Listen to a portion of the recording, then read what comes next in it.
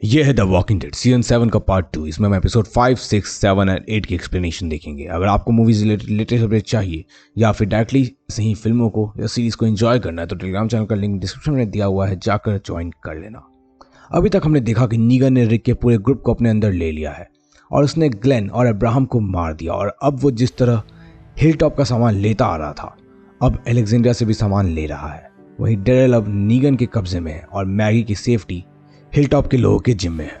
अब एपिसोड 5 शुरू होती है और हमें मैगी दिखती है। वो बहुत ज्यादा वीक हो चुकी थी और डॉक्टर हार्लन कर्सन बताते हैं कि उसकी प्लेसेंटा ब्रेक हो गई थी, लेकिन वो और बेबी अभी बिल्कुल ठीक है। डॉक्टर हार्लन उसे अब रेस्ट करने को एडवाइस करते हैं और प्रेगनेंसी के टाइम पे हिलटॉप में ही रहने को कहते हैं। साशा मैगी को ग्लेन और अब्राहम की ग्रेव्स के पास ले जाती है। साशा उसे ग्लेन की वॉच देती है और मैगी उस वॉच को ग्लेन की ग्रेव के ऊपर लगा देती है। उसी वक्त वहां जीसस फ्लावर लेकर आता है और वो ग्लेन और अब्राहम की ग्रेव पर फ्लावर को रख देता है। ग्रेगरी मैगी और साशा से बात करने के लिए उन लोगों के पास आता है। वो जानना चाहता था कि मैगी के ग्रुप के लोगों ने डील के अनुसार सभी सेवियर्स को खत्म क्यों नहीं किया और क्या नीगन को इस डील के बारे में कुछ मालूम है। ग्रेगरी सेवियर से बहुत ज्यादा डरा हुआ था, तो वो ग्लेन और अब्राहम की बॉडी को वहां जलाने को कहता है और मैगी और साशा को हिलटॉप छोड़ने के लिए भी।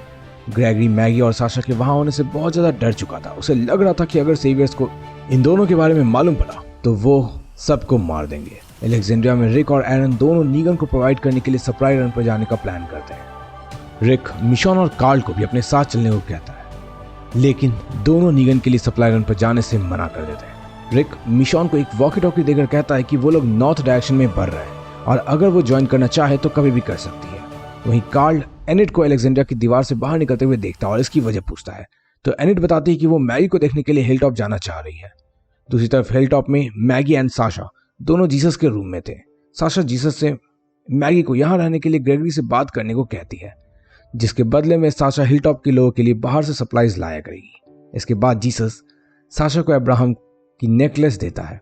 इसके बाद हमें एनिट दिखती है जो खाली रोड पर साइकिल चलाते हुए हिलटॉप की ओर जा रही थी। आगे उसे एक वॉकर मिलता है जिससे एनिट लड़ने लग जाती है।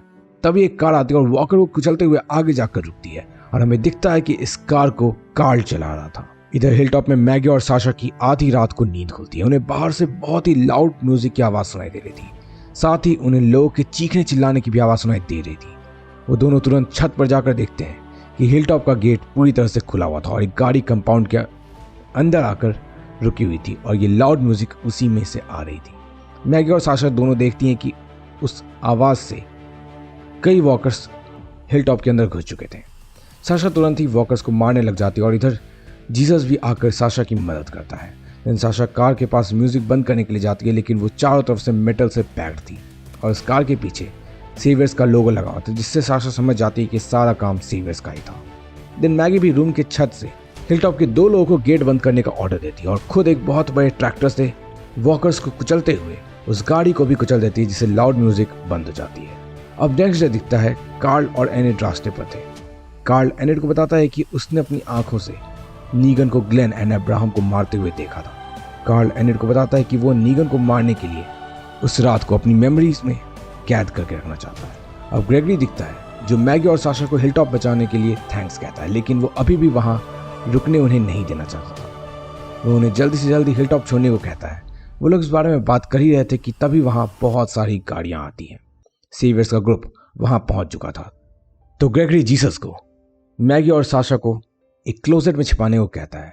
दूसरी तरफ कार्ल को रास्ते में एक बैकपैक पड़ा दिखता है, उसके अंदर रोलर स्केट्स हैं, तो दोनों ही स्केटिंग करते हुए तेजी से हिलटॉप की ओर निकल पड़ते हैं। इधर साइमन अपने सभी साथियों के साथ बैरिंगटन हाउस में आ जाता है।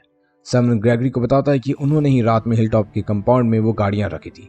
वो सार्कास्टिकली कहता है कि ये सब करके वो सिर्फ इतना याद दिलाना चाहते हैं कि सेवियर्स अभी भी उनकी रक्षा कर रहे हैं। साइमन ग्रेगरी को रिक के बारे में बताता है और ग्रेगरी सब कुछ जानते हुए भी अनजान बनने का नाटक करता है। इसके बाद साइमन ग्रेगरी से पूछता है कि क्या वो भी उसे कुछ बताना चाहता है, जिस पर ग्रेगरी कहता है हाँ, और वो उसे अपनी क्लोजेट के सामने ले जाता है जहां उसने जीसस को साशा और मैगी को छिपाने के लिए कहा था। दरअसल ग्रेगरी हिलटॉप को सेव करने के लिए मैगी और साशा को साइमन के हवाले करना चाहता था। ग्रेगरी जैसे ही क्लोजेट खोलता है, सामने उसकी फेवरेट स्कॉच विस्की दिखाई देती है, जिसे उसने छिपाकर कहीं और रखा हुआ था। ग्रेगरी उस कार्टून को देखकर बहुत ज्यादा परेशान हो जाता है कि अब उसे इस गिफ्ट को साइमन को देना पड़ेगा। साइमन भी इसे नीगन के लिए गिफ्ट समझकर खुश हो जाता है और उस कार्टन को अपने ट्रक के अंदर रखवा देता है। इसके अलावा वो ग्रेगरी को अपने सामने नील डाउन होने को कहता है to show his power. Gregory के नील डाउन होने के बाद साइमन अपने पूरे साथियों के साथ वहां से चला जाता है। इस वक्त कार्ल एंड एनिड दोनों ही हिलटॉप के सामने पहुंच चुके थे। वो हिलटॉप के सामने खड़ी गाड़ियों को देखते हैं। एनिड कार्ल के एक्शन से समझ जाती है कि वो उसे हिलटॉप तक पहुंचाने के लिए नहीं आया था, बल्कि खुद नीगन कंपाउंड तक जाने के लिए आया था। कार्ल नीगन को मारना चाहता था, इसलिए वो यहाँ तक पहुंचा था। एनिड कार्ल को अपने साथ हिलटॉप के अंदर चलने को कहती है, लेकिन कार्ल उसे वहीं से बाय कहकर अलग हो जाता है। जीसस ने मैगी और साशा को ग्रेगरी के बेडरूम के क्लोजेट में छिपा दिया था और अब दोनों को वहां से बाहर निकालता है। ग्रेगरी मैगी और साशा को देखकर जीसस के ऊपर बहुत ज्यादा गुस्सा करने लगता है। जीसस मैगी और साशा को फेवर करते हुए ग्रेगरी से उन्हें हिलटॉप में ही रहने को कहता है। जीसस ग्रेगरी को वार्न करता है कि अगर उसने दोनों को वहां रहने से परमिशन नहीं दी तो वो नीगन के पूरे ग्रुप को ग्रेगरी और रिक के बीच में हुए डील के बारे में बता देगा। मैगी की नजर तभी ग्रेगरी की पॉकेट पर पड़ती है जिसमें ग्लेन की वॉच थी। वो गुस्से से उस वॉच को उससे ले लेते और उसे जोर का थप्पड़ मारती है। जीसस को इस मोमेंट पर ग्रेगरी के हिलटॉप का लीडर होने का बहुत ज्यादा अफसोस होता है। मैगी भी फ्रस्ट्रेट होकर वहां से चली जाती है। साशा जीसस से पूछती है कि क्या वो नीगन की रहने की प्लेस का पता लगा सकता है, लेकिन उसे ये बात मैगी से भी सीक्रेट रखनी होगी। जीसस साशा की मदद करने को रेडी हो जाता है। मैगी ग्लेन की ग्रेव पर जाती है और वहां उसकी मुलाकात एनिड से होती है। मैगी उसे देखकर बहुत खुश होती है और उसे हक करती है। मैगी उसे लेकर जीसस के रूम में आ जाती है। एनिड मैगी के लिए खाना बनाती है। तभी साशा रूम में आती है और उसकी और एनिड की मुलाकात होती है। मैगी एनिड को ग्लेन की वॉच गिफ्ट करती है। वो अब किसी भी चीज को मेमोरी के लिए नहीं रखना चाहती थी। वो तीनों टेबल की चारों तरफ बैठकर डिनर करने से पहले प्रेयर करते हैं। वहीं सेवियर्स गाड़ी में बैठकर हिलटॉप से रवाना होने लगते हैं। जीसस भी इसी बीच एक गाड़ी के पीछे बैठ जाता है और विस्की को नीचे गिरा देता है। तभी उसे कुछ हलचल सुनाई देती है और वो देखता है कि गाड़ी के अंदर तो कार्ल भी छिपा हुआ था। और बस वो बाहर आकर उसे हाय कहता है और ये एपिसोड यहीं खत्म हो जाती है। एपिसोड 6 की शुरुआत एक आइलैंड से होती है। रेचल और सिंडी दोनों लड़कियां वहां घूम रही थी। रेचल एक वॉकर को देखते हुए उसे मार देती है और वहीं आगे उसे एक और बॉडी दिखाई देती है जिसे मारने के लिए वो आगे बढ़ती है, लेकिन सिंडी उस बॉडी में जान देखकर रेचल को उसे मारने से रोकती है। वो दोनों उस बॉडी को खींचकर बीच के ऊपर लाती है और तब हमें पता चलता है कि वो टेरा है। आपको याद हो तो सेवियर कंपाउंड पर अटैक करने के बाद टेरा और हीथ दोनों ही सप्लाई रन पर निकल गए थे। उन्हें सप्लाई रन पर निकले हुए 15 दिन बीत जाते हैं। हीथ वापस अलेक्जेंड्रिया जाना चाहता था, लेकिन टेरा और सप्लाई कलेक्ट करना चाहती थी। ऐसे में वो टेरा के साथ एक और दिन रुकने के लिए तैयार हो जाता है। अब एक बार फिर हम प्रेजेंट में आते हैं जहां सिंडी अपने बेडरूम में लेटी हुई बुक पढ़ रही थी। सिंडी अचानक से टाइम देखती है और तुरंत ही बीच के उस जगह पर जाती है जहां उसने टेरा को छोड़ा था। सिंडी उसके पास कुछ पानी की बोतल, खाना और वॉकर से लड़ने के लिए स्पेयर रख देती है।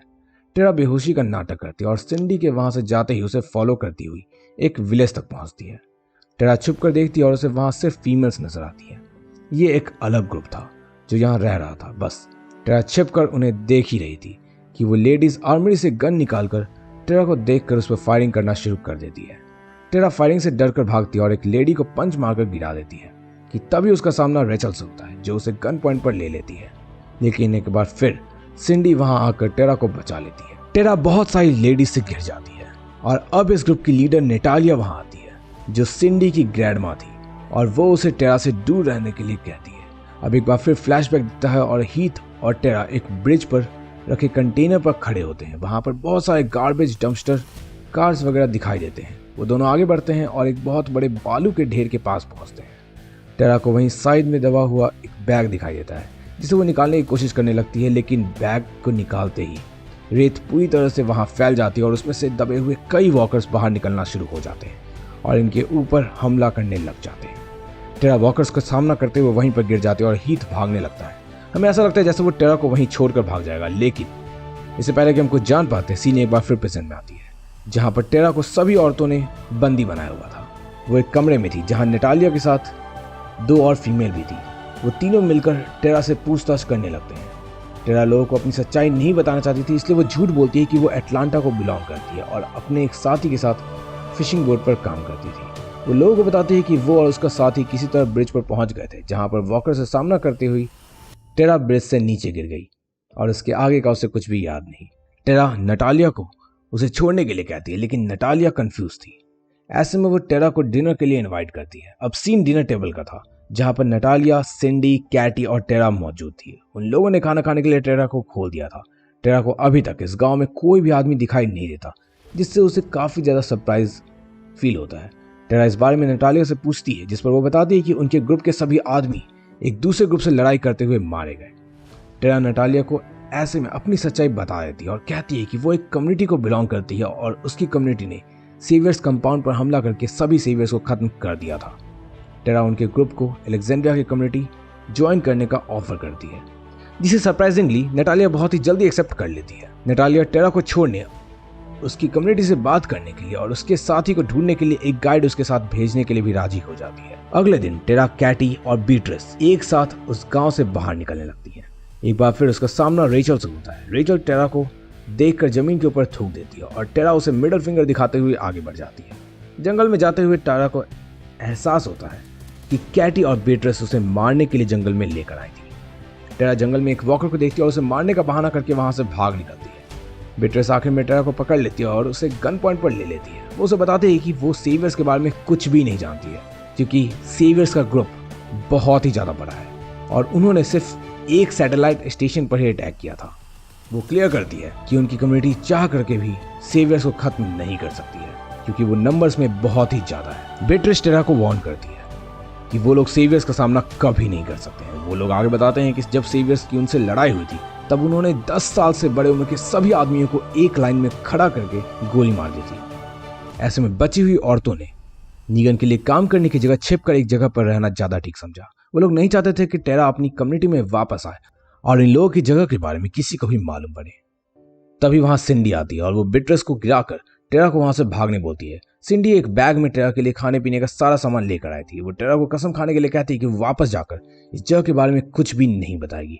ऐसे में टेरा भी सिंडी की बात मानकर कसम खा लेती है और वहां से निकल जाती है। सिंडी उसे छोड़ने के लिए और ब्रिज तक पहुंचाने के लिए उसके साथ आती है और जब तक टेरा वॉकर से भरे हुए इस ब्रिज को क्रॉस नहीं करती, सिंडी दूर से स्नाइपर से उसकी मदद कर रही थी। ब्रिज के दूसरी तरफ पहुंचकर टेरा हीथ को ढूंढने की कोशिश करती है, लेकिन वो उसे कहीं भी दिखाई नहीं देता। एक बार फिर हमें फ्लैशबैक दिखता है जहां पर टेरा वॉकर से घिरी हुई थी। हीथ तभी अचानक से वहां आकर वॉकर्स के ऊपर गोलियां चलाकर उन्हें मारने लग जाता है। टेरा वॉकर से स्ट्रगल कर रही थी कि तभी वो ब्रिज से नीचे गिर जाती है और हमें हीथ दिखता है जिसकी गन से गोलियां खत्म हो जाती है। मतलब कि हो सकता है कि हीथ वॉकर्स का शिकार बन गया। सीना प्रेजेंट में आती है और टेरा को आगे हीथ के ब्रोकन ग्लासेस दिखते हैं और उसे वहीं पर टायर्स के निशान भी दिखते हैं, जिससे टेरा को लगता है कि हीथ वहां से जा चुका है। टेरा वहीं पर गिरा हुआ कार्ड उठा लेती है जिस पर PPP लिखा हुआ था और वो उसे अपनी पॉकेट में डाल लेती है। टेरा पैदल ही अलेक्जेंड्रिया की ओर रवाना हो जाती है। रास्ते में उसे गिफ्ट शॉप दिखाई देती है और टेरा वहां रुककर सिंडी का दिया हुआ खाना खाती है। टेरा पैदल चलते हुए अलेक्जेंड्रिया तक पहुंच जाती है और वहां उसकी मुलाकात यूजीन से होती है। यूजीन टेरा को बहुत ज्यादा बेबस दिखता है, जिससे वो समझ जाती है कि उसके पीछे अलेक्जेंड्रिया में बहुत कुछ हो चुका है। फिर उसे अपने फ्रेंड की डेथ के बारे में पता चलता है। अगले सीन में टेरा इन्फॉर्मरी में चुपचाप बैठी हुई थी और उसके हाथ में एक टॉय था जो वो डेनिस को देने के लिए लाई थी। टेरा सबकी डेथ से बहुत ज्यादा दुखी थी और बदला लेने का सोच रही थी। रोजिता टेरा के पास आती है और उससे किसी ऐसी जगह के बारे में पूछती है जहां उन्हें काफी सारे गन्स मिल सके। टेरा सिंडी से किए अपने वादे के मुताबिक उससे मना कर देती है कि वो ऐसे किसी भी जगह के बारे में नहीं जानती और यह एपिसोड भी यहीं एंड हो जाती है। एपिसोड 7 यानी कि नेक्स्ट एपिसोड शुरू होती है और मिशॉन अकेले अलेक्जेंड्रिया से बाहर निकल जाती है और ज़ॉम्बी को मारकर घसीटते हुए कहीं ले जाती है। एरन और रिक सप्लाई रन पर थे। वो दोनों ही बॉक्स को खोलकर पहाड़ी की ओर देखते हैं और सामने कुछ देखकर खुश जाते हैं। इधर सेवियर्स हिल टॉप से निकलने के बाद अपने ट्रक को रोककर वॉकर्स के झुंड को गुजरने का इंतजार कर रहे थे। सभी वॉकर्स से गुजरने के बाद वो दोनों ड्राइव करके निकल जाते हैं। अब पीछे छिपे हुए जीसस और कार्ल बाहर आते हैं। जीसस वहीं बॉक्स पर पड़े हुए सॉस को निकालकर रोड पर गिराना शुरू कर देता है। वो ऐसा रास्ते की पहचान बनाने के लिए कर रहा था। सीवियर्स कंपाउंड में घुसने के बाद जीसस कार्ल को एक जगह कूदकर छिपने का सजेस्ट करता है। कार्ल जीसस को पहले कूदने के लिए कहता है और कार्ल चलती हुई ट्रक से उसे बाय कर देता है। जीसस समझ जाता है कि कार्ल का इरादा कुछ और करने का है। ट्रक आगे रुकती है और कार्ल ट्रक में से एक मशीन गन उठा लेता है और गार्ड्स के ऊपर धड़ाधड़ गोलियां चलाने लग जाता है। कार्ल नीगन की आवाज सुनकर उसे सामने आने के लिए कहता है। नीगन के सामने आते ही कार्ल उसे अपने निशाने पर लेता है, लेकिन नीगन अपने पास खड़े एक सेवियर को एक शील्ड की तरह अपने आगे कर लेता है। कार्ल दूसरे सेवियर को भी मार डालता है। वहीं ड्वाइट पीछे से कार्ल को पकड़ लेता है। डेल फेंस के पीछे से सब कुछ देख रहा था, लेकिन वो चाह करके भी कुछ नहीं कर सकता था। नीगन कार्ल की हिम्मत और फियरलेस नेचर से बहुत ज्यादा इंप्रेस होता है। एंड आखिर वो बेटा किसका था? रिक का। तो बस वो उसे अपने साथ कंपाउंड दिखाने के लिए ले जाता है। कार्ल कहीं भी जाने से मना कर देता है, जिस पर नीगन डेल का हाथ काटने की धमकी देता है और कार्ल फिर तैयार हो जाता है। कार्ल देखता है कि सभी वर्कर्स नीगन को देखते ही नील डाउन हो जाते हैं।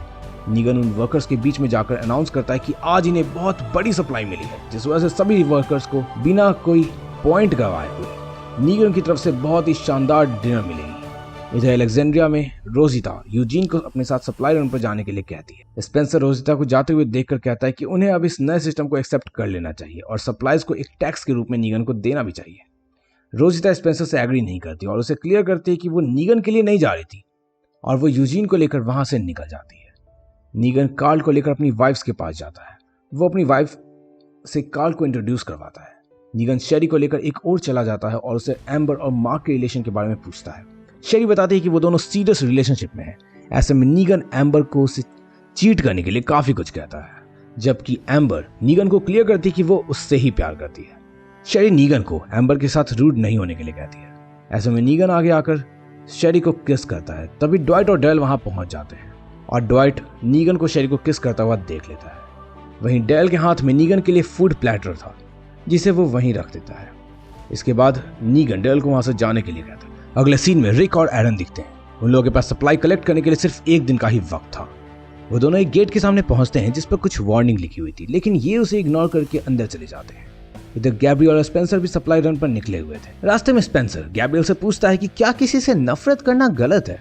फर्दर हिटल्स की वो रिक से बहुत ज्यादा नफरत करता है, क्योंकि रिक जाने के बाद से उसने अपनी फैमिली खो दी। वो गैब्रियल को कहता है कि उसके ही कारण अलेक्जेंड्रिया की ऐसी सिचुएशन बनी जिससे अब वो चाह करके भी बाहर नहीं निकल सकते। स्पेंसर का सोचना था कि वो अब सप्लाई रन से वापस नहीं लौटेगा। गैब्रियल को स्पेंसर की ये बातें पसंद नहीं आती, जिस वजह से वो उसे समझाने की कोशिश करता है। गैब्रियल कहता है कि वो भी शुरुआत में रिक को लेकर काफी ज्यादा निगेटिव था और जैसे जैसे उसने रिक को समझने की कोशिश की, उसे रिक का कॉन्सेप्ट काफी सही लगा। गैब्रियल के ऐसा कहते ही स्पेंसर थोड़ा चिढ़ जाता है, जिस वजह से गैब्रियल खुद गाड़ी से नीचे उतर जाता है। स्पेंसर भी गाड़ी से नीचे उतरता है गैब्रियल को रोकने के लिए। तभी उसे वॉकर की आवाज सुनाई देती है। वो आवाज का पीछा करता हुआ आगे जाकर देखता है कि एक वॉकर एक बड़े से स्टैंड पर लटका हुआ था। उधर सेवियर्स कंपाउंड में नीगन कार्ल को अपने अपार्टमेंट में ले जाता है और उससे उसका हैट उतरवा देता है।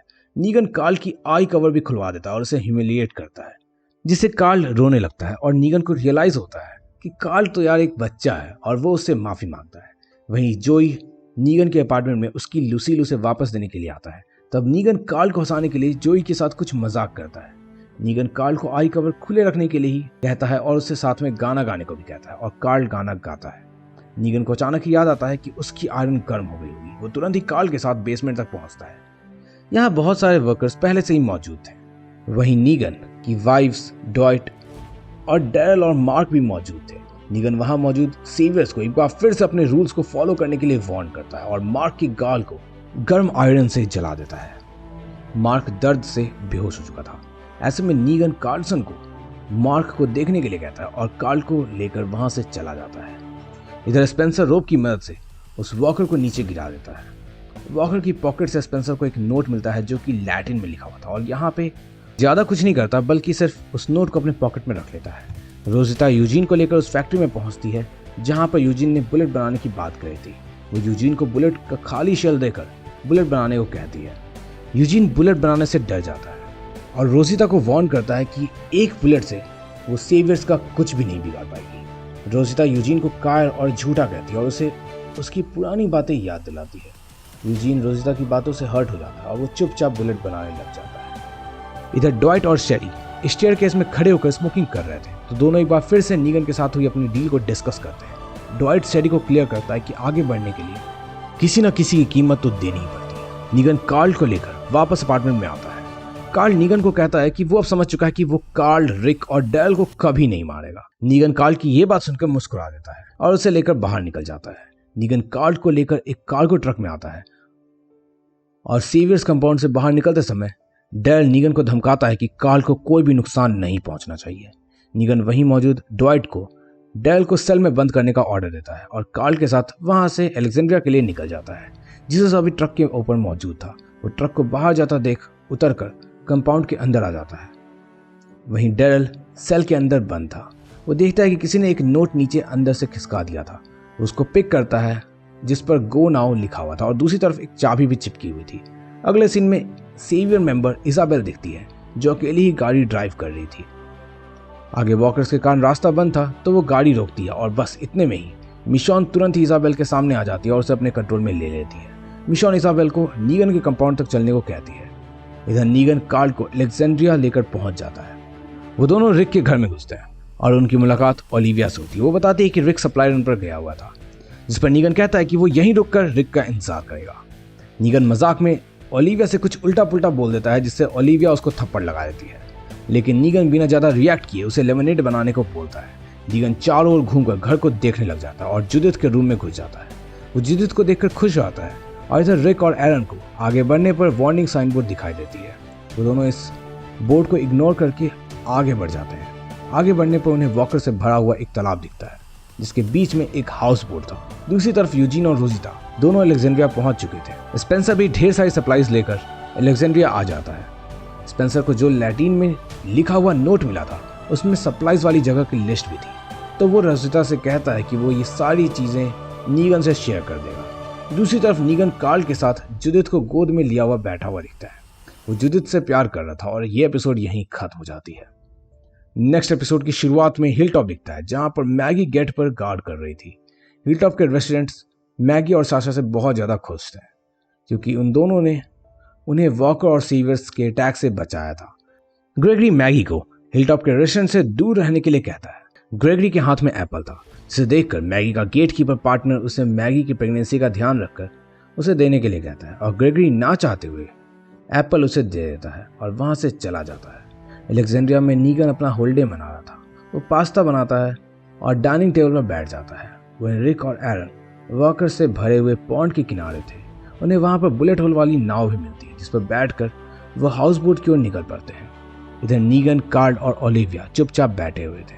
तभी एक सेवियर नीगन को स्पेंसर की लाई हुई सप्लाई का इन्फॉर्मेशन देता है। वहीं एक लॉरा नाम की सेवियर उससे बहुत ही ज़्यादा फ्रेंडली हो जाती है और उसे कंपाउंड दिखाने कहती है। अगले सीन में कैरल दिखती है जो कि अपनी कॉटेज में बैठी हुई एक बुक पढ़ रही थी। उसे बाहर से कुछ आवाज़ें सुनाई देती है। कैरल जाकर देखती है कि मॉर्गन उसके लिए कुछ सप्लाईज लाया हुआ था, तो मॉर्गन को कॉटेज में बुलाती है और उसे बताते हैं कि किंग एजिकल ने ऑलरेडी काफ़ी सारी सप्लाईज भेज दी थी, तो उसे इतना कुछ करने की ज़रूरत नहीं है। तभी रिचर्ड उन दोनों से बात करने के लिए वहाँ पर आता है। इधर रिक और एरन किसी तरह से वॉकर से बचते हुए दूसरी बोट तक पहुँचते हैं, लेकिन इन सब में एरन का पैर फिसल जाता है और वो वॉकर्स के बीच पानी में गिर जाता है। फिर किसी तरह से हाउस बोट पहुँचता है और पीछे पीछे एरन भी वॉकर से बचता हुआ हाउस बोट पर पहुँच जाता है। पैरेलली हमें डैल दिखता है जो चाबी की मदद से कॉरिडोर में निकल जाता है एंड पीछा करते हुए डॉइट के अपार्टमेंट में पहुँच जाता है। डैल अपार्टमेंट में रखे पीनट बटर खाने लगता है और डॉइट के कपड़े पहनकर निकल जाता है। दूसरी तरफ रिक और एरन को हाउस बोट में बहुत सारी सप्लाईज मिलती है और एक वार्निंग नोट भी मिलता है। वो दोनों हाउस बोट को किनारे में लाते हैं और सामान ट्रक में लोड करने लगते हैं। तभी हमें तालाब की दूसरी तरफ से खड़े होकर देख रहे किसी आदमी के पैर को दिखाया जाता है जो उन पर नजर रखे हुए था। अब ये कौन है ये हमें आगे मालूम पड़ेगा। वहीं डैरल भी एक पाइप अपने हाथ में लेकर बाहर भागने के लिए कंपाउंड में आ जाता है। हिलटॉप में साशा मैगी को बताते हैं कि यहाँ के सभी रेसिडेंट्स मैगी को प्रेसिडेंट बनाना चाहते हैं, जबकि मैगी चाहती थी कि हिलटॉप का प्रेसिडेंट जीसस बने। वो जीसस के बारे में पूछती है क्योंकि उससे कुछ सप्लाईज मंगवानी थी, तो साशा बताते हैं कि जीसस सुबह ही सप्लाई रन के लिए निकल गया और मैगी भी सामान लाने बाहर निकल जाती है। ऐसे में एनिड साशा से पूछती है कि उसने मैगी को झूठ क्यों कहा, क्योंकि जीसस सप्लाई रन पर नहीं बल्कि हिलटॉप छोड़कर नीगन को ढूंढने गया था। एनिड साशा के नीगन को ढूंढकर मारने की प्लानिंग के बारे में जान गई थी और जीसस इसमें उसका साथ दे रहा था। साशा एनिड को मैगी से ये बात सीक्रेट रखने को कहती है क्योंकि मैगी अभी फिजिकली वीक थी और वो नीगन से नहीं लड़ सकती थी। अगले सीन में रिचर्ड कैरल और मॉर्गन से सेवियर्स और किंग एजिकल के बीच हुई डील को डिस्कस करता है। वो इससे परेशान था। वो बताता है कि सेवियर्स एक थ्रेट है और हम बस इस प्रॉब्लम को डिले करते जा रहे हैं। वो चाहता था कि कैरल और मॉर्गन एजिकल से सेवियर्स के साथ हुए इस डील को सभी को बताने को बोले ताकि किंगडम के लोग लड़ने के लिए तैयार रहे। रिचर्ड कहता है कि किंगडम के लोग लड़ने के लिए पूरी तरह से ट्रेंड है और वो लोग झुकने की बजाय लड़ना पसंद करेंगे। अलेक्जेंड्रिया में गैब्रियल और रोजिता चर्च में होते हैं। वो उसे बताता है कि वो अकेले नीगन का कुछ नहीं बिगाड़ पाएगी और वो उसे राइट मोमेंट का इंतजार करने के लिए कहता है। रोजिता इस वक्त कुछ नहीं समझ रही थी। क्योंकि वो नीगन से अब्राहम की मौत का बदला लेना चाहती थी। दूसरी तरफ कैरल रिचर्ड की मदद करने से मना कर देती है। वो रिचर्ड को वहां से जाने के लिए कहती है। मॉर्गन भी किंग एजिकल से इस बारे में बात करने से मना करता है। रिचर्ड भी इस रिस्पॉन्स से निराश होकर वहां से चला जाता है। अब कैरल मॉर्गन को भी वहां से जाने के लिए कहती है और जाते आते उसे याद दिलाते हैं कि वो इस जगह के बारे में किसी को भी ना बताए। वहीं रिचर्ड बहुत ज्यादा नाराज था, तो वो एक ट्रेलर में जाकर बोतल को तोड़कर रोने लगता है। दूसरी तरफ हमें स्पेंसर दिखता है, जिसके दिमाग में कुछ और ही चल रहा था। वो नीट एंड क्लीन होकर एक लिकर की बोतल लेकर नीगन से मिलने के लिए चला जाता है। इसके बाद सीन आता है डैरल का, जो कि सेवियर्स कंपाउंड से बाहर निकल चुका था। तभी भागते हुए उसका सामना जोई से होता है, जो डैरल के सामने खुद को सरेंडर कर देता है और वो उसे छोड़कर भागने के लिए कहता है। लेकिन डैरल जोई को नीगन के स्टाइल में ही मार देता है। बाद में हमें जोई की पॉकेट में एक बंदूक दिखता है, जिससे हम समझ पाते हैं कि जोई वाकई में डैरल को जाने के लिए कह रहा था, वरना वो उसे शूट करके भी मार सकता था। खैर डैरल गन ले लेता है, तभी जीसस उसे आवाज देता है। इसके बाद दोनों ही वहां रखी बाइक लेकर निकल जाते हैं। अब अलेक्जेंड्रिया का सीन दिखता है, जहां स्पेंसर नीगन से मिलने आया था। सेवियर एरट उसे नीगन से मिलने से मना कर देती है, लेकिन नीगन उसे अंदर बुला लेता है और स्पेंसर अपना इंट्रोडक्शन देता है। दूसरी तरफ मिशॉन दिखती है, जो इसाबेल के साथ सेवियर्स कंपाउंड देख रही थी। वो इसाबेल से बात करने का ट्राई करती है, लेकिन इसाबेल चुप थी। इसाबेल मिशॉन को बताती है कि हर सेवियर खुद में नीगन है। अब सेवियर्स कंपाउंड दिखाने के बाद वो उसे गाड़ी वहां से ले जाने कहती है और इसाबेल वैसा ही करती है।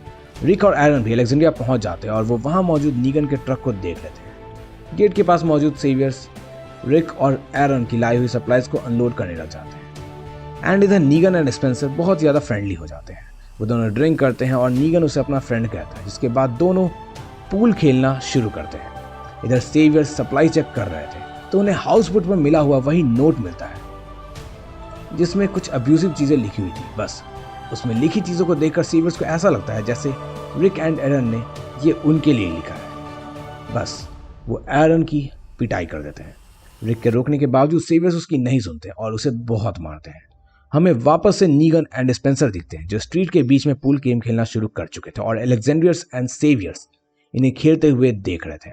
स्पेंसर इस दौरान नीगन को बोलता है कि रिक की ईगो दिनों दिन बढ़ती जा रही है और उसके आने के बाद से अलेक्जेंड्रिया में असली मुसीबत शुरू हुई। ही फर्दर टेल्स कि रिक का ट्रैक रिकॉर्ड अच्छा नहीं रहा है। उसके साथ जो कोई भी डील करता है वो आखिर में मारा जाता है।